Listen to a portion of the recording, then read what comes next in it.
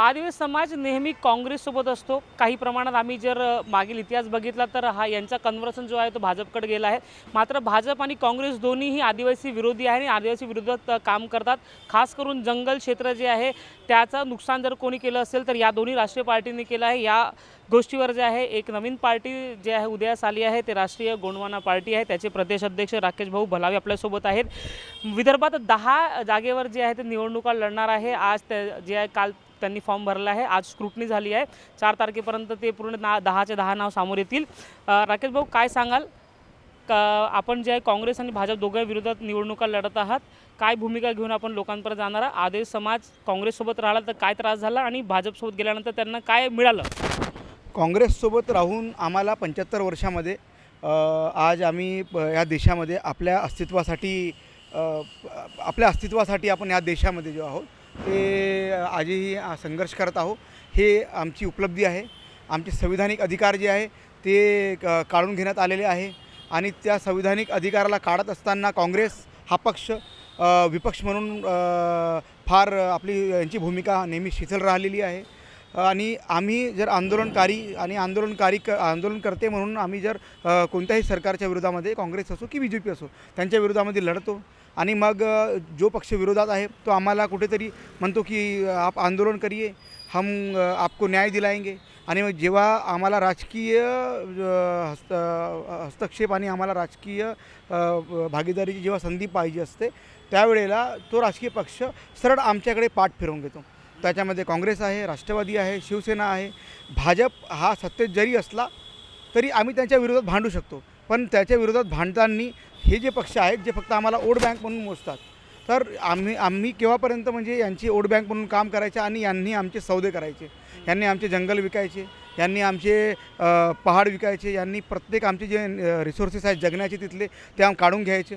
ते काढल्यानंतर त्यांनी आम्हाला विस्थापनाच्या जे आहे त्या डोहात सोडून द्यायचं। विस्थापनाचे हे जे दंश आहेत ते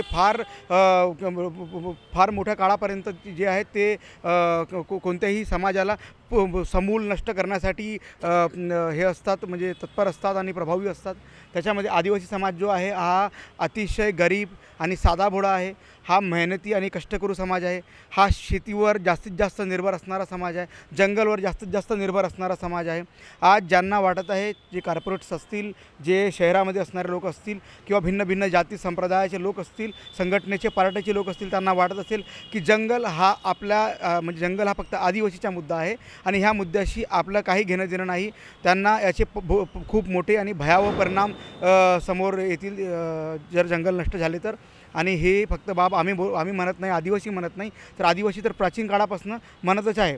जेव्हा इंग्रज आले त्यांनी झाडं कापले, आदिवासींनी झाड कटायच्या विरोधामध्ये आंदोलन केले। इंग्रजांच्या गुलामी विरोधात किंवा इंग्रजांच्या विरोधात आदिवासीचे तसे काही आंदोलनं होतेच नाही। फक्त जे आदिवासी ज्या जंगल जमिनीची पूजा करतो त्याची जेव्हा विध्वंस कोणी करतो, तो चाहे मुघल करो, तो इथला कोणताही इतिहासात येणारा कोणताही राजा करो किंवा अंग्रेज करो किंवा आताचे हे गोरे आणि काळे अंग्रेज करो जे आता इथे आहेत आपल्या देशामध्ये, तर होते हे की भैया तुम्ही जेव्हा देश स्वतंत्र होते तेव्हा तुम्ही एक स्वतंत्र सेनानी आणि स्वतंत्र सैनिक म्हणून असता, जेव्हा तुम्ही त्या लढाईमध्ये असता। आणि आता जर तुम्ही जंगल जमीनची लढाई लढत आहात, जो आदिवासी समाज मूल रूपाने लढत आहे, तर त्याला सरळ नक्षलवादी म्हणून समोर करण्यात येते। तदनंतर जर आपण नारा देतो जय जवान आणि जय किसान। जय जवान जय किसान यासाठी म्हणतो की भैया जवान हा सीमेची रक्षा करतो, देशाला सुरक्षित करतो। किसान हा जमिनीवर अन्न उगवतो आणि सर्वांच्या पोट भरतो। तर भैया जो जय जवान आणि जय किसान हा देशासाठी हा सन्मानाचा नारा होऊ शकतो। तर भैया जय आदिवासी हा नारा म्हणजे आणखी जास्त सन्मानात झाला पाहिजे, कारण की तो पण जंगल जमिनीची रक्षा करतो आणि तो ह्या जमिनीची रक्षा करताना तो कुठेच सन्मानपूर्वक दिसत नाही। तर त्याला एकदम त्याला आपण इंग्लिशमध्ये इग्नोर करणे म्हणतो आणि मराठीमध्ये आपण त्याला दुर्लक्षित करणे म्हणतो। त्याला नेहमी राजकीय पार्ट्यांकडून दुर्लक्षित ठेवले जाते, त्याच्या विटाळ मानल्या जाते आदिवासी समाजाच्या। आणि त्यामुळे ती जी मूल भावना आहे ती मला असं वाटते कुठेतरी आदिवासीविषयी एक अस्पृश्यतेची वागणूक आदिवासीला, आणि आदिवासी हा सब्जेक्ट एकदम त्यांना कमी दर्जाचा वाटतो। प्रत्येक कोणी समाज मला 10 जागेवर आपण निवडणुका लढत आहात, काय मुद्दे घेऊन आपण ज्या लोकांसमोर जाणार आहात आणि लोकांची काय प्रतिक्रिया आपल्याला सध्या मिळत आहे. आज या ठिकाणी आम्ही राष्ट्रीय गोंडवाना पार्टीच्या माध्यमातून महाराष्ट्राच्या विधानसभेमध्ये विदर्भातल्या 10 जागांवर निवडणूक लढत आहोत. विशेष म्हणजे हा निवडणूक लढण्यामागचा उद्देश हा आहे की भारत स्वातंत्र्य झाल्यापासून आज 75वी वर्ष पूर्ण झालेलं आहे, तरीसुद्धा आज हा आदिवासी समाज आपल्या हक्क अधिकारांपासून वंचित राहिलेला आहे. सुरुवातीला काँग्रेसने सत्तेची फळं उपभोगली, मात्र ज्या आदिवासी समाजाचं भारताच्या स्वातंत्र्य लढ्यामध्ये किंवा भारताच्या जडणघडणीमध्ये मोलाची भूमिका होती, त्या आदिवासी समाजाला आज कुठेतरी हे गृहीत पकडून त्यांना इग्नोर करण्याचा प्रयत्न इथली प्रस्थापित व्यवस्था, इथले राजकीय पक्ष, मग तो BJP असो, मग तो काँग्रेस असो, या इतर कोणतेही पक्ष असो, यांनी प्रत्येक वेळेस आदिवासींना एक वोट बँक म्हणून पाहिलेला आहे. त्यांच्या समस्या ह्या कधीही सोडवण्याचा त्यांनी प्रयत्न केलेला नाही. मुद्दे काय आहे आपले, या निवडणुकीचे मुद्दे काय आहे? या निवडणुकीचे आमचे हे मुद्दे आहेत. सगळ्यात पहिला मुद्दा आमचा तर शिक्षण आहे. कारण आदिवासी समाज हा जंगलामधून आज कुठेतरी शहरामध्ये आलेला आहे, तरी त्याला शैक्षणिक प्रवाहामध्ये कसा आणता येईल, जे शाळाबाह्य विद्यार्थी आहे यांना शाळेमध्ये प्रवेश कसा दिला जाईल, हा आमचा पहिला आमचा हा उद्देश असेल. त्यानंतर दुसरा उद्देश आम्ही आरोग्याला घेऊन आहोत. कारण आदिवासी समाज हा अशिक्षित आहे. नुसता आदिवासी समाजच अशिक्षित नाही, तर आजही आपण गावामध्ये गेलो, ग्रामीण भागांमध्ये गेलो, SC ST OBC मायनॉरिटी शिक्षणाचं प्रमाण कमी असल्यामुळे आजही आरोग्याच्या सोयीसुविधा त्यांच्यापर्यंत पोहोचलेल्या नाहीत. यासाठी दुसरी आमची प्रायोरिटी ही आरोग्याला घेऊन असेल. त्यानंतर आमची तिसरी प्रायोरिटी आहेत ज्या पायाभूत सुविधा आहे, म्हणजे अन्न, वस्त्र, निवारा. बरोबर, यापैकी जो निवारा आहेत, आजही प्रत्येकाच्या प्रत्येकाच्या डोक्यावर छत नाही, तर शासनाच्या माध्यमातून ज्या काही घरकुल योजना आहेत, या घरकुल योजना ज्यांना खरंच नितांत गरज आहे त्यांना त्या घरकुल योजना मिळवून देण्यामध्ये राष्ट्रीय गोंडवाना पार्टी ही काम करेल.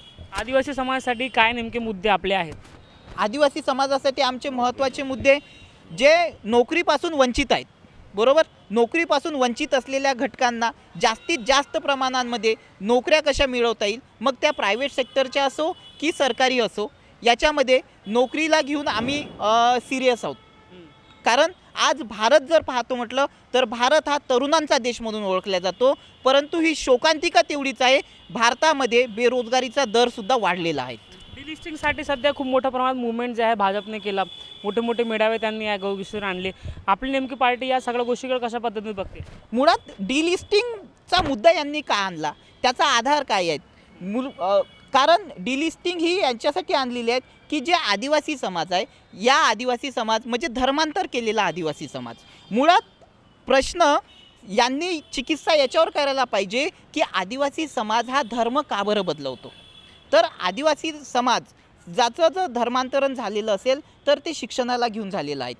माझी आपल्या या मीडियाच्या माध्यमातून एकच विनंती आहे की जर तुम्ही डिलिस्टिंगसारखे मेळावे घेऊन कुठेतरी आदिवासी समाजाचं खच्चीकरण करण्याचा प्रयत्न करत आहात, म्हणजे ज्यांनी हिंदू समाजाव्यतिरिक्त इतर धर्मांचा जर स्वीकार केला असेल तर त्यांचं अनुसूचित जमातीच्या आरक्षणामधून त्यांना बाद करा, हे त्यांची प्रमुख मागणी आहे. मात्र तुमच्या माध्यमातून आम्हाला त्यांना असं म्हणणं आहे की डिलिस्टिंग हा शब्द वापरण्याऐवजी आपण आदिवासींचं जे धर्मांतरण कशासाठी होत आहे याची कारण मीमांसा शोधून त्या निराकरण करण्याचा आपण प्रयत्न करावा, हीच आपल्या माध्यमातून माझी विनंती आहे. तुम्ही आदिवासी आहात आणि समाजातील खूपसे लोक जे आहेत ते कन्व्हर्शनकडे जात आहे, डिलिस्टिंगचा त्यामुळे मुद्दा येत आहे. काय नेमकं कारण आहे आदिवासी समाज हिंदू धर्म सोडून का जातो आहे? आदिवासी मुळात साहेब सर्वोच्च न्यायालयाने सांगितलेलं आहे की आदिवासी हा हिंदू नाही आहे. कारण आदिवासी हा प्रकृतीपूजक आहे, निसर्गपूजक आहे. आणि राहिली दुसरी गोष्ट की आदिवासी समाज धर्मांतर का करत आहे, कारण आमच्या आदिवासी समाजामध्ये शिक्षणाचं प्रमाण साहेब खूप कमी आहे आणि वेगवेगळ्या धर्माचे लोक वेगवेगळे प्रलोभने देऊन आमच्या भोळ्या भाबड्या समाजाला काही शिक्षणाचं, काहींना नोकऱ्यांचं, काहींना घर चालवण्याचं आमिष देऊन त्यांचं धर्मांतरण केलं जात आहे. जर आम्हाला हे धर्मांतरण आणि पुन्हा दुसरा एक असाही मुद्दा आहे, आमच्या आदिवासी समाजातल्या स्त्रियांसोबत इतर वर्गातले लोक लग्न करून आमच्या जमिनीसुद्धा बळकावण्याचा प्रयत्न केला जात आहे. त्याच्यामुळे प्रश्न हा पडतो की हे धर्मांतरण कसं थांबवायचं. मग धर्मांतरण जर थांबवायचं असेल तर आदिवासी समाजामध्ये जे शिक्षणापासून वंचित आहे त्यांच्यापर्यंत शिक्षण पोहोचलेलं नाही ते आपल्याला पोहोचावं लागेल. बरं, एक मुद्दा जर आपण महाराष्ट्राची गोष्ट घेतली, गडचिरोली जिथे सुरजागड एक प्रकल्प येतो त्यामुळे खूप मोठ्या प्रमाणात जे आहे मायग्रेशन होतं. एक रिपोर्ट अशी आम्ही वाचली आहे, त्याबद्दल तुम्ही जास्त कल्पना असेल की त्या आजूबाजूच्या गावातील लोकांना जर त्यांची लॅटरिंग पाहता तर लाल कलरची होत आहे. हे रिपोर्ट आम्ही वाचली आहे. ह्या सगळ्या गोष्टी होत आहे आणि भाजपच्या कार्यकाळात होत आहे. या सगळ्या गोष्टी तुम्ही कशा पद्धतीने बघता? सुरजागडसारखे प्रकल्प असतील, मायनिंगसारखे प्रकल्प असतील जे जंगलमध्ये होत आहे मोठ्या प्रमाणात आणि मायग्रेशन करण्यासाठी भाग पाडत आदिवासींना, ते कसं काय थांबवू शकतात? आपली पार्टी सर काय करणार? याच्यासाठी आपण मागच्या वर्षी विधानसभेचं अधिवेशन असताना आपण मोर्चा केलेला होता आणि मोर्चामध्ये आपण या सुरजागर प्रश्नावर आपण मोर्चासुद्धा काढलेला होता. मात्र साहेब, विषय असा आहे की आदिवासी समाज जेव्हा जेव्हा आपल्या समस्यांना घेऊन रस्त्यावर उतरलेला आहे तेव्हा त्यांच्या त्या समस्या विधानसभेपर्यंत किंवा संसदेपर्यंत कोणत्याही जनप्रतिनिधींनी, लोकप्रतिनिधींनी पोहोचवलेल्या नाहीत. मुळात या समस्या ज्वलंत आहेत. जसं तुम्ही लॅट्रिनमधून जसं सांगितलं, लाल कलरची लॅट्रिन, हेच नाही तर काही लोकांना TB सुद्धा होत आहेत, काही लोकांना फुफ्फुसाचे आजार होत आहेत. आता हे जर थांबवायचं असेल तर यासाठी विधिमंडळामध्ये संबंधित समस्येबाबत प्रश्न उचलणे गरजेचं आहे आणि त्या समस्यांचं निराकरण गरजेचं आहे. समस्या काँग्रेस उचलत नाही. बघा, लोकशाही शासन व्यवस्थेची व्याख्याच ती आहे. लोकशाही तेव्हाच मजबूत होऊ शकते जेव्हा विरोधी पक्ष हा मजबूत असेल. आणि आपण पाहिलेलं आहे की या 2014 पासून कशा पद्धतीने विरोधी पक्ष असतानासुद्धा काँग्रेस ही विरोधी पक्ष म्हणून अपयशी ठरलेली आहे. ज्या प्रमाणामध्ये विरोध करायला पाहिजे होता त्या प्रमाणामध्ये काँग्रेस पार्टीकडून विरोध झालेला नाही. त्याच्यामुळे तमाम आदिवासी बांधवांचं मरण झालेलं आहे. तमाम आदिवासी बांधवांचं मरण झालं आहे, पण आदिवासी समाजाचे लोक तिथे आहेत आणि आरक्षणामुळे आदिवासी समाजाचे लोक असेल, शेड्यूल कास्टचे लोक असेल तिथे जातात. मात्र आपल्या समाजाचे प्रश्न उचलत नाही. ते पार्टीच्या दावणीला अडकून बसल्या, त्यामुळे प्रश्न उपस्थित करण्यात येत नाही. मग ते काँग्रेस असो किंवा BJPचे असो, समाजाचेच लोक जे आहे ते तुम्हाला वाटतं का की समाजविरोधी झाले आहे आणि पक्षाला जास्त प्रेम करणारे झाले आहेत? कारण विषयच तो आहे साहेब. कारण जे राखीव मतदारसंघ या ठिकाणी देण्यात आलेले आहे, या राखीव मतदारसंघांच्या माध्यमातून अनुसूचित जमातीचे असो की अनुसूचित जातीचे असो व्यक्ती त्या ठिकाणी जातात. मात्र कुठेतरी ते आपल्या पक्षाच्या बांधील असतात, कुठेतरी पक्षाच्या विरोधामध्ये ते आपली भूमिका ठेवू शकत नाही आणि समाजामध्ये त्यांना कुठेतरी पक्षप्रिय वाटतो. मग त्यांना असं वाटते की जर आम्ही पार्टीच्या विरोधामध्ये जाऊन समाजाची सामाजिक भूमिका ठेवली तर आम्हाला कुठेतरी पार्टी येणाऱ्या निवडणुकामध्ये आमची तिकीट काटेल. या भूमिकेतून माझं पोट भरलं ही भूमिका ठेवून त्यांना समाजाशी काहीही घेणं देणं नाही. म्हणून राष्ट्रीय गोंडवाना पार्टी ही आंदोलनसुद्धा करेल आणि आपला आंदोलनात्मक समस्यांचा प्रश्न सदनमध्ये उठवेल. तुमची पार्टी कोणाविरोधात राहणार, भाजप की काँग्रेस? आमची ही पार्टी काँग्रेस आणि BJPच्या विरोधात लढेल. तर एकंदरीत राष्ट्रीय गोंडवाना पार्टी जे आहे ते 10 जागेवर त्यांनी निवडणुकीसाठी आपले उमेदवार दिलेले आहे. 4 तारखेला ही पूर्ण लिस्ट जी आहे गोंडवाना पार्टी आपली समोर आणणार आहे आणि नेमके मुद्दे काय असणार आहे त्याबद्दल त्यांनी जे आहे या पूर्ण चर्चेमध्ये भाष्य केले आहे. आपण पाहतो नागपूर समाज 24. नमस्कार.